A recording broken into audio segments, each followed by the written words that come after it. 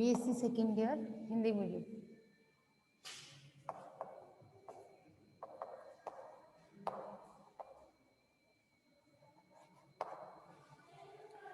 Good morning. हम लोग क्या स्टार्ट कर रहे हैं, बायोटेक्नोलॉजी चल रही थी, है ना। तो बायोटेक्नोलॉजी में रिकॉम्बिनेंट डीएनए टेक्नोलॉजी अपना टॉपिक चल रहा था। रिकॉम्बिनेंट डीएनए टेक्नोलॉजी का मतलब होता है पुनर्योगज डीएनए तकनीक, जिसमें हम एक जीव का डीएनए का छोटा सा टुकड़ा जो क्रियाकारी होता है उसे क्या कहते हैं, जीन। एक जीव के जीन को दूसरे जीव में इंसर्ट करते हैं, मतलब उसके अंदर डालते हैं। तो फिर क्या होगा, दूसरे जीव के अंदर जो प्रोटीन नहीं बन रहा था वो अब नया जीन आने की वजह से बनने लग जाएगा। ठीक है, उसके जितने भी स्टेप्स हैं वो सब हमने कवर कर लिए हैं। अब हम पढ़ रहे थे पहला स्टेप, डिटेल में पढ़ रहे थे ना, उसकी समरी ऑलरेडी हम लोग जान चुके हैं कि उसकी क्या कैसे पूरी विधि है। तो सबसे पहला स्टेप जो चल रहा था हमारा वो क्या था कि वांछित डीएनए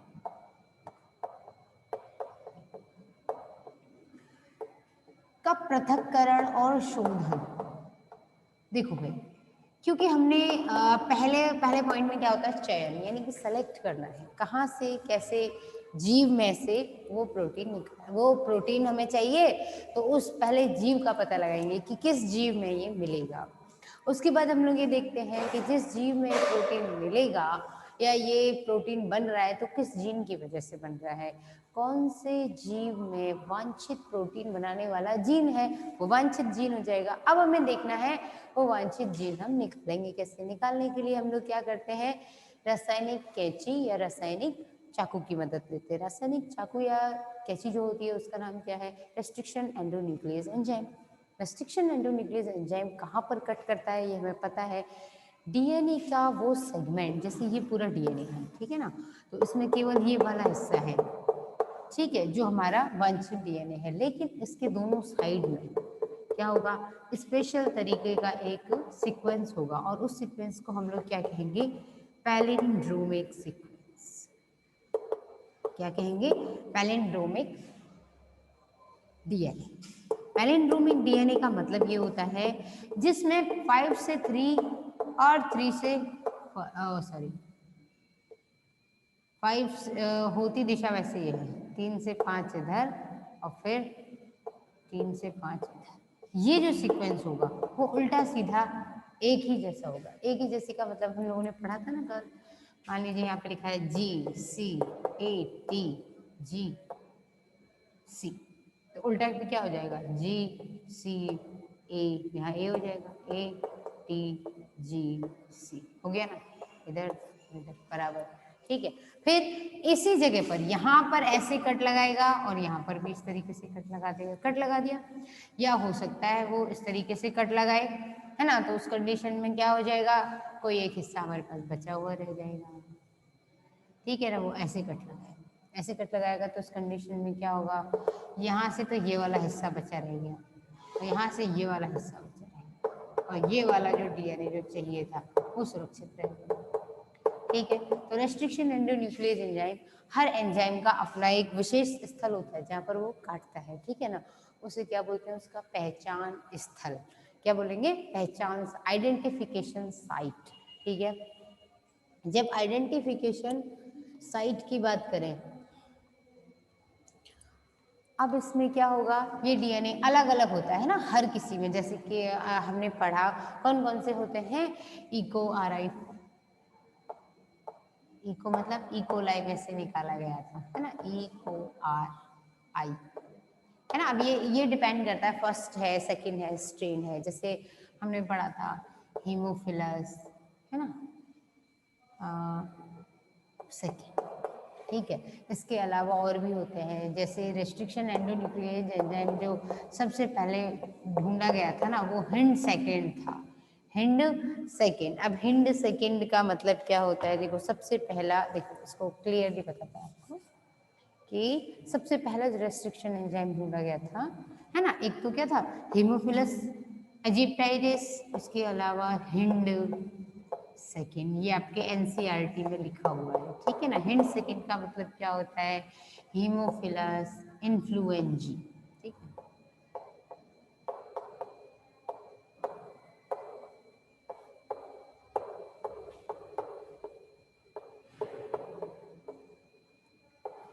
हीमोफिलस के लिए H आ गया, इन्फ्लुएंजा ए के लिए IN आ गया, और D उसका क्या होता है, विभेद होता है, D सेकेंड, है ना, ये ठीक है। तो इस तरीके से क्या हो जाते हैं, रेस्ट्रिक्शन एंडोन्यूक्लियस एंजाइम का नामकरण है, ठीक है। और उनके सबके अपने अपने हिसाब किताब है कि कौन कहाँ पर कैसे कट करेगा, है ना। जैसे हमने पढ़ा था EcoRI कहाँ पर कट करेगा, EcoRI वहाँ कट करेगा जहाँ पर AGGCCT, है ना। तो यहाँ पर भी ये होगा GGCCT, तो यहाँ कट करेगा वो इस तरीके से, समझ आई बात। हीमोफिलस इजिप्टाइटिस इजिप्टिक का ये जो है इसका भी अलग से हिसाब है ना। ये हर जगह मतलब सबके पहचान स्थल अलग अलग होते हैं, उसके आधार पर रेस्ट्रिक्शन एंडोन्यूक्लियस एंजाइम कट करता है, ठीक है। और जब कट करेगा जैसे हीमोफिलस इन्फ्लुएंजी सेकेंड, इस तरीके से इनका नाम हो गया, ठीक है। अब कट होने के बाद क्या होगा, रेस्ट्रिक्शन एंडोन्यूक्लियस एंजाइम के दो टाइप्स होते हैं, ठीक है। कौन कौन से टाइप के हैं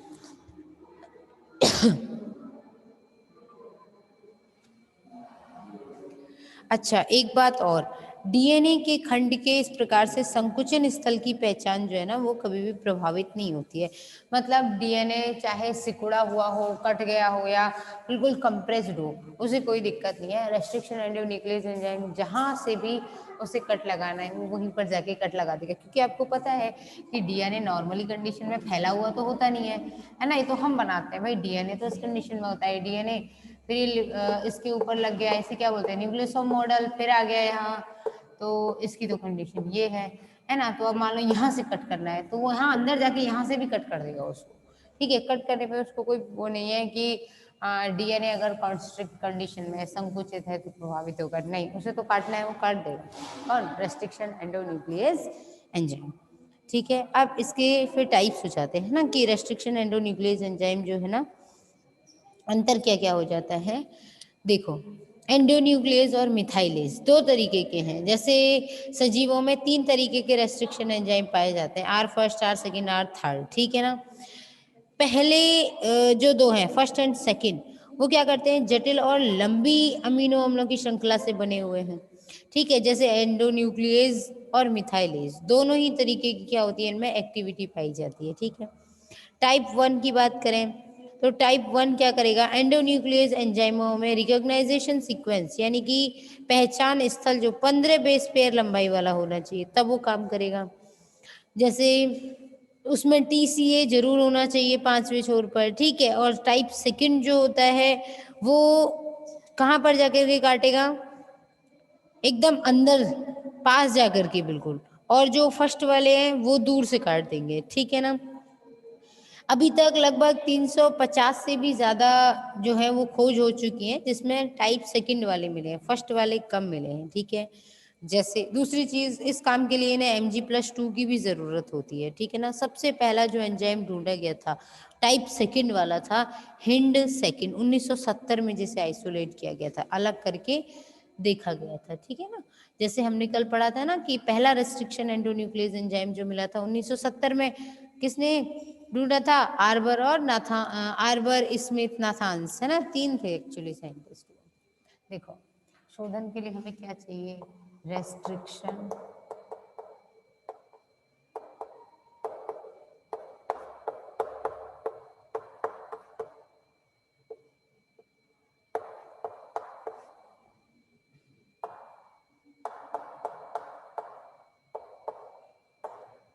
रेस्ट्रिक्शन एंडोन्यूक्लियस एंजाइम है, ठीक है। इन दो, इसके दो टाइप्स हो जाएंगे, ठीक है।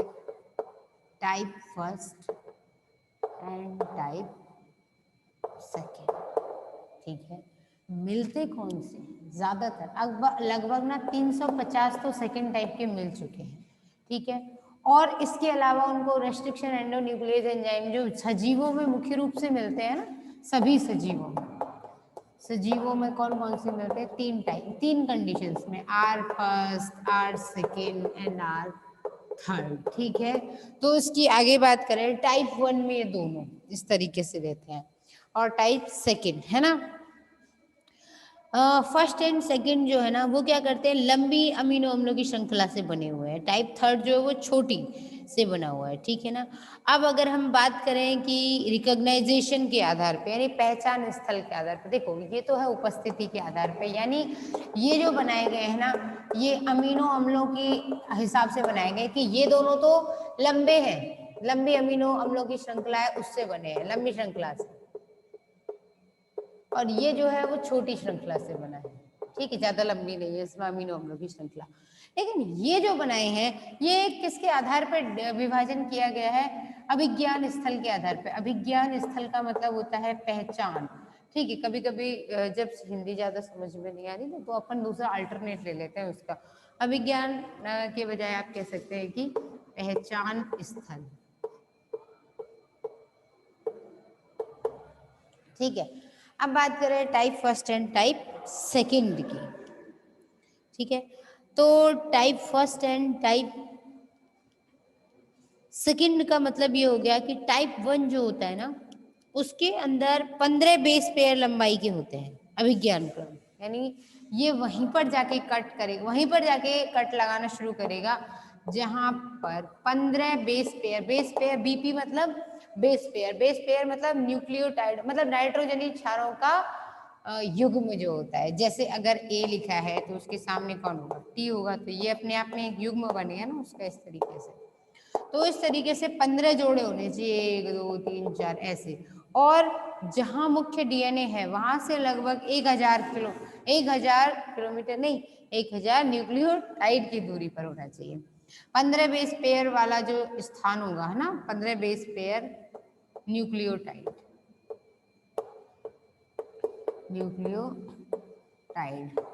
क्रम होने चाहिए, वहीं पर जाकर के कट लगाएगा। पहली शर्त तो ये है इसकी। दूसरी शर्त टाइप वन टाइप के जो रेस्ट्रिक्शन एंडोन्यूक्लियस एंजाइम है उनकी ये है कि ये जो मुख्य स्थल है वहां से 5' सिरे से टीसीए क्षार के क्रम के 5' टीसीए क्षार क्रम के 5' छोर से 1000 बेस पेयर दूर काटते हैं। वैसे नहीं काटेंगे। कहाँ पर, पहली बार जैसे समझ रहे हैं इस बात को, ये है डीएनए, ठीक है, ये है अपनी मुख्य वांछित जीन। यहां से जहां 5' सिरा है ये 3' सिरा है, तो ये यहाँ 3' होगा या 5' होगा। तो जहां पर टी सी ए आ गया होगा, ऐसे टी सी ए आ गया होगा, टीसीए को काटेंगे, लेकिन कहाँ पे काटेंगे, जैसे टीसीए यहाँ से मुख्य स्थल से 15 यहाँ से 1000 बेस पेयर दूर, 1000 बेस पेयर दूरी पर 5वें स्थान पर यहाँ TCA लिखा होना चाहिए। तो यहाँ पर क्या हो जाएगा, AGT होगा कि नहीं होगा। तो ये यहाँ पर काटेंगे ऐसे, आगे बात समझ में। और जिसको काटेंगे TCA तो शुरुआती क्रम है, यहाँ पर टोटल 15 तक ही काट देंगे। अब समझ में आया होगा, कोई डाउट हो तो आप पूछ लीजिएगा, एक बार फिर समझा देती हूँ उसको। ये चीज थोड़ा कॉम्प्लिकेटेड है, आई होप एक बार में तो समझ में नहीं आई होगी। देखो समझ लो, रेस्ट्रिक्शन एंडोन्यूक्लियस एंजाइम के प्रकार पढ़ रहे हैं, ठीक है। सजीवों में R1 R2 R3 ये तो हम अमीनो अम्लों की श्रृंखला के आधार पे देखते हैं, लेकिन कार्य के आधार पे देखें तो दो तरीके के होते हैं, type 1 and type second. Type 1 जो होता है वो 15 बेस पेयर लंबे न्यूक्लियोटाइड क्रम को ही पहचानेगा। जैसे समझो ये पूरा डीएनए है, ठीक है, ये इसकी वांछित जीन होगी, यहाँ इतना डीएनए तो हमें चाहिए ही चाहिए। अब हमें अगर ये टाइप 1 टाइप के रेस्ट्रिक्शन एंडोन्यूक्लियस एंजाइम, इसमें टाइप 1 का मतलब इसमें बहुत सारे टाइप के होंगे, मतलब उनके उदाहरण कई होंगे, वो तो उनकी एक कैटेगरी बना दी टाइप 1, ठीक है। जैसे बीएससी सेकेंड ईयर अपने आप में एक टाइप हो गया, थर्ड ईयर अपने आप में एक टाइप हो गया, ठीक है, इस तरीके से। तो टाइप 1 एंड टाइप सेकेंड, उसके फिर उदाहरण होंगे। जैसे आप लोग अपने क्लास के इंडिविजुअल्स हो तो उसके स्टूडेंट्स अलग अलग हो गए, ठीक वैसे ही यहाँ अपने आप में टाइप 1 एक क्या है, कैटेगरी है, इसके बहुत सारे प्रकार, उसके एग्जाम्पल्स बहुत सारे होंगे। अब देखो होगा क्या, हमें मुख्य रूप से ये जीन चाहिए, ठीक है जी, चाहिए। अब क्या करेंगे हम, अगर हमने ये वाला यूज किया है टाइप 1 तो ये कहाँ पर कट करेगा, ये वहां कट करेगा। पहली शर्त तो ये है इसे 15 बेस पेयर चाहिए भाई, 15 बेस पेयर को ही काटेगा ये। और कहाँ पर काटेगा, मुख्य जो जीन है, अपनी मुख्य जीन है ना ये वाली, इस मुख्य जीन से लगभग 5' सिरे की तरफ लगभग 1000 बेस पेयर दूर इधर की तरफ ऐसे, यहां पर TCA होगा और TCA के पीछे टोटल यहाँ पे 15 का क्रम ये होगा, 15 बेस पेयर, यानी मुख्य जीन से 1000 क्षार युग्म दूरी पर 15 क्षार युग्मों का जो क्रम होगा ये उसे काटेगा और वो भी शुरुआत TCA होगी। तो ऐसा इधर भी होगा, अगर इसमें 5' इधर है तो इसमें 5' इधर होगा ना, होगा। तो ये 5' वाले सिरे पर यहां से 1000 बेस पेयर की दूरी पर जब 15 न्यूक्लियोटाइडों का क्रम ऐसा मिलेगा जिनमें शुरुआत TCA होगी, तब ये काटेगा 15 के 15 ऐसे। आगे बात समझ में? तो इस तरीके से इसकी कटिंग होती है। ये क्या होता है? रासायनिक चाकू क्या करता है? DNA को काट देता है। ठीक है, जब DNA कट जाएगा तो उससे फायदा क्या होगा? हमें उस कटे हुए DNA को हम दूसरी जगह जोड़ देंगे, तो फिर हमें चावल के अंदर दाल के गुण मिल जाएंगे। फिर दाल और चावल अलग अलग नहीं बनाने पड़ेंगे। चावल कार्बोहाइड्रेट तो होता ही है उसमें पहले से, फिर वो प्रोटीन और मिलने लग जाएगी। ठीक है ना? तो ये इतनी अच्छी टेक्नोलॉजी है। ठीक है, अब आगे बात करते हैं। ठीक है,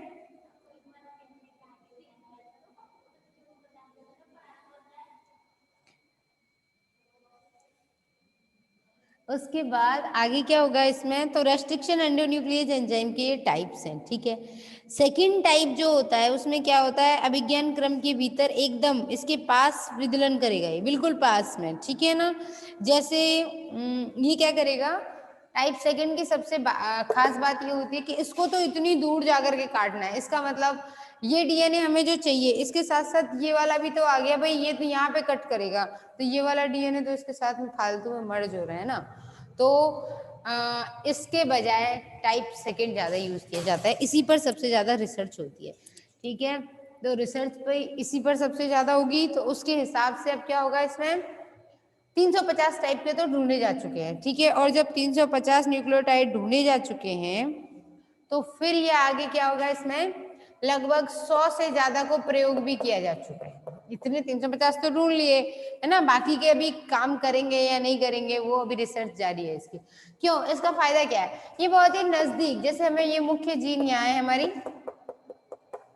तो ये काफी ज्यादा दूर नहीं जाएगा, बस ज्यादा से ज्यादा 10, 20, 25, 100 न्यूक्लियोटाइड दूरी पर यहाँ पर होगा, तो ये यहीं पर कट कर लगा देगा बस। तो यहाँ 1,000 का अंतर आ रहा है, मतलब 2000 में फ्री में मिल रहे हैं बेवजह, जरूरत हो या ना हो। ठीक है, तो इसलिए कौन सा यूज किया जाता है? Type second. और एक खास बात है, इन रेस्ट्रिक्शन एंडोन्यूक्लियस एंजाइम्स को काम करने के लिए एक क्या चाहिए होता है? Mg+2 एंजाइम आवश्यक होता है। Mg+2 होगा मीडियम में, उसका प्रयोग करके तुरंत कट लगा देते हैं। ठीक है, जब एक कट लगा देंगे तो फिर क्या होगा? DNA टूट जाएगा, कट जाएगा। ठीक है, तो ये इसकी खास बात होती है। ठीक है, आगे बात करते हैं। सबसे पहले जो ढूंढा गया था वो कौन सा ढूंढा गया था?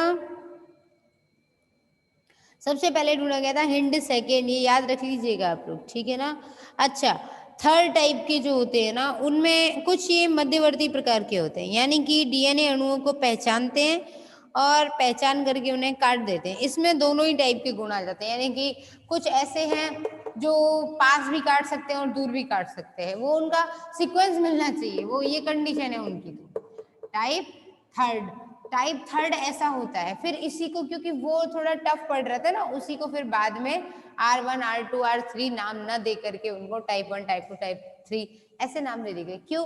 क्योंकि R जो है वो फिर स्ट्रेन की तरह काम हो गया, R है या D है या कौन सा है ना, तो इस हिसाब से थर्ड जो होते हैं इन्हें इनका सीक्वेंस मिलना चाहिए, चाहे पास मिले चाहे दूर मिले, जहां सीक्वेंस मिल गया वहीं कट लगा देते हैं। तो इनमें दोनों के गुण होते हैं ना, उन रेस्ट्रिक्शन एंजाइम्स को थर्ड टाइप में रख दिया जाता है।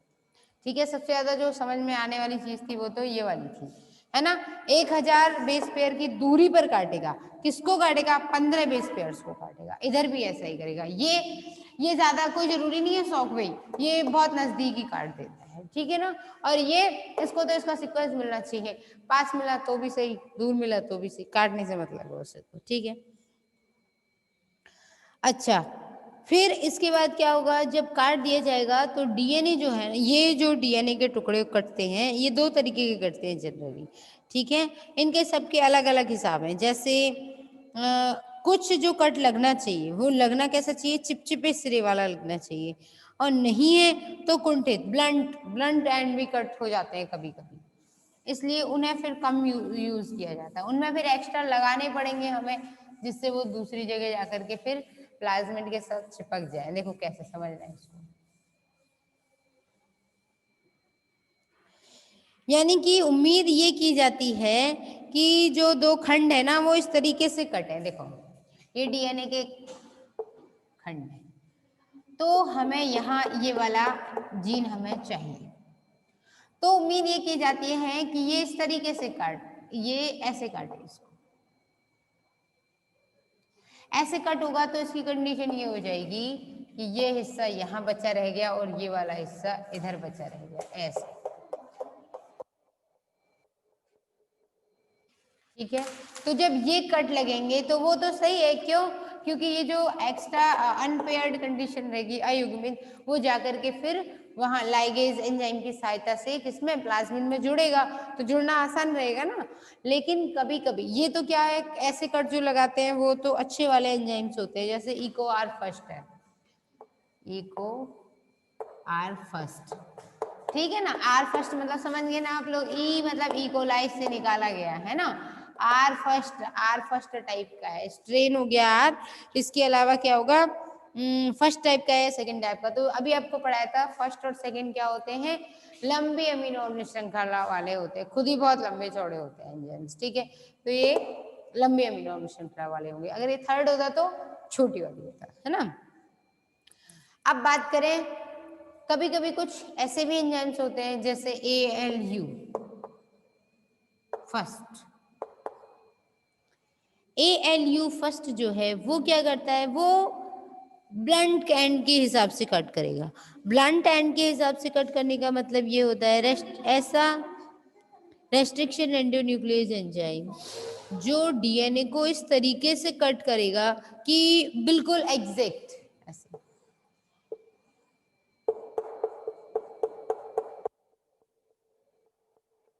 ये है, तो इसको बिल्कुल यहां से ऐसे कट कर देते हैं बराबर, कहीं से कहीं तक उसमें कोई चेंज ही नहीं आया। तो उस कंडीशन में क्या होता है, विदलन एंजाइम या आर एंजाइम का मतलब रेस्ट्रिक्शन एंडोन्यूक्लियस एंजाइम, किसी भी इच्छित जीन की, वांछित जीन की पहचान करता है और उसके बाद उसे काट देता है, ठीक है। काटे गए जो सिरे बनते हैं, फिर उसके बाद क्या हुआ, ये फिर से जुड़ जाएंगे, जुड़ने की कंडीशन रख सकते हैं, है ना। क्यों, क्योंकि ये आगे क्या कंडीशन में है बताओ, ये आधे आधे रह गए ना, तो ये किसी से भी जुड़ने की कंडीशन रखते हैं। लेकिन ये जो है इसको फिर क्या करना पड़ेगा, इसको थोड़ा सा मॉडिफाइड करना पड़ता है, ठीक है।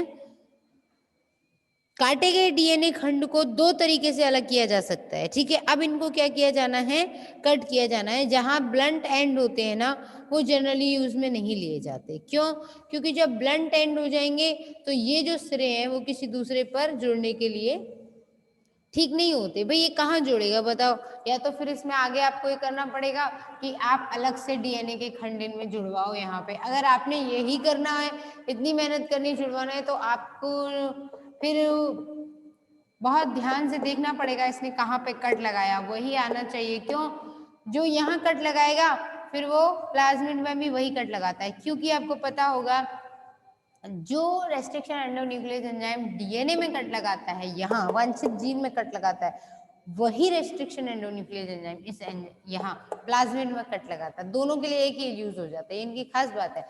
जब एक ही यूज होगा तो ये यहाँ पर भी ऐसे कट लगाएगा।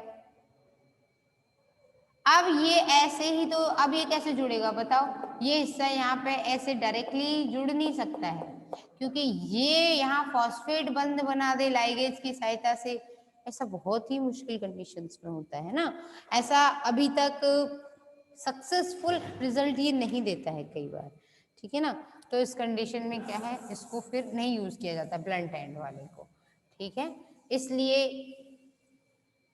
इसीलिए भी आपको कहा गया कि टाइप सेकंड जो थी 350 ढूंढे तो जा चुके हैं, लेकिन ज्यादातर 100 ही काम में लिए गए हैं, क्योंकि वो काम कर रहे हैं।